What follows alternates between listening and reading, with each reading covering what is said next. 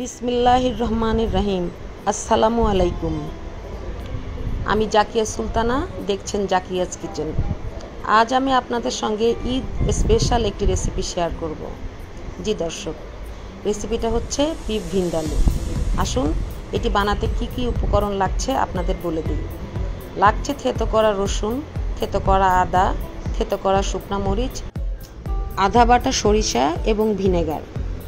এবার কড়াইতে তেল দিয়ে দেব। তেলটা একটু বেশি লাগবে।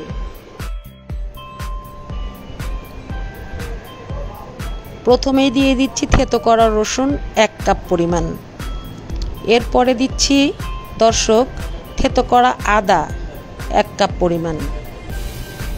আদা এবং রসুনটা দিয়ে আমরা কিছুক্ষণ এটাকে ভালোভাবে নেড়েচেড়ে মিশিয়ে নেব। তারপরে এর সঙ্গে আমরা আস্তে আস্তে অন্যান্য উপকরণগুলি যোগ করব। এটা খুব ভালোভাবে মেশানো হয়ে একটু ভাজা ভাজা হয়ে গেলে এর সাথে আমরা দেব থেতো করা মরিচ। তারপরে মরিচটা খুব ভালোভাবে মশলার সঙ্গে মিশিয়ে নেব এবং নাড়াচাড়া করব। নাড়াচাড়া করে কিছুটা কষিয়ে নিতে হবে। এরপরে আমরা এতে দিয়ে দেব সরিষা দিয়ে এটাকে খুব ভালোভাবে মিক্স করতে হবে এবং খুব সুন্দর করে নেড়েচেড়ে একসঙ্গে মিশিয়ে দিতে হবে, যেন মশলার কোনো কাঁচা গন্ধ না থাকে। এরপরে আমরা দিয়ে দেব আধা কাপ ভিনেগার দিয়ে মশলাটা খুব ভালোভাবে কষাতে হবে। দেখুন দর্শক, এত সুন্দর কালার এসছে, মনে হচ্ছে 1 চামচ মশলাই খেয়ে ফেলি, কিন্তু তা তো আর সম্ভব না। তাই দিয়ে দিচ্ছি গোশ। এখানে গোশ রয়েছে 1.5 কেজি পরিমাণ। গোশগুলোকে দিয়ে খুব ভালোভাবে মশলার সঙ্গে মিশিয়ে নিতে হবে এবং লবণ দিতে হবে। এটা খুব ভালোভাবে মিশিয়ে নিয়ে প্রথমে হাই হিটে 4 থেকে 5 মিনিট রান্না করতে হবে। এতে মাংসে পানি উঠে আসবে। এরপর ঢাকনা দিয়ে লো টু মিডিয়াম হিটে 1 ঘন্টা রান্না করতে হবে।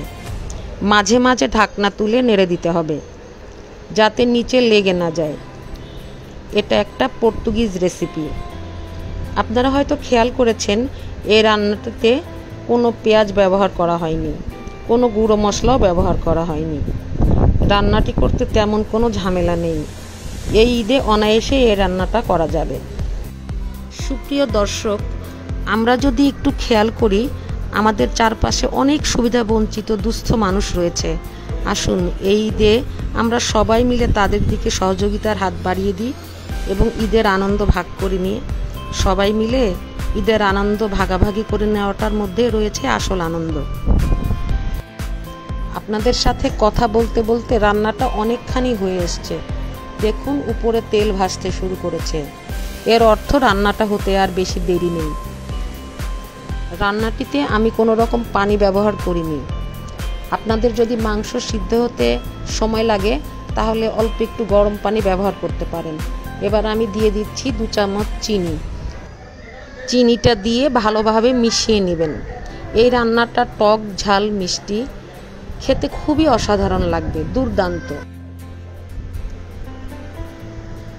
আপনারা ইচ্ছা করলে প্রেসার কুকারেও এই রেসিপিটি বানিয়ে নিতে পারেন। সেক্ষেত্রে সময় অনেকটাই কম লাগবে।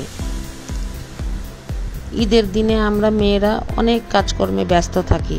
সেক্ষেত্রে আমরা অল্প উপকরণ এবং কম পরিশ্রমে খুব সুন্দর একটা সুস্বাদু রেসিপি সবার মাঝে পরিবেশন করতে পারি।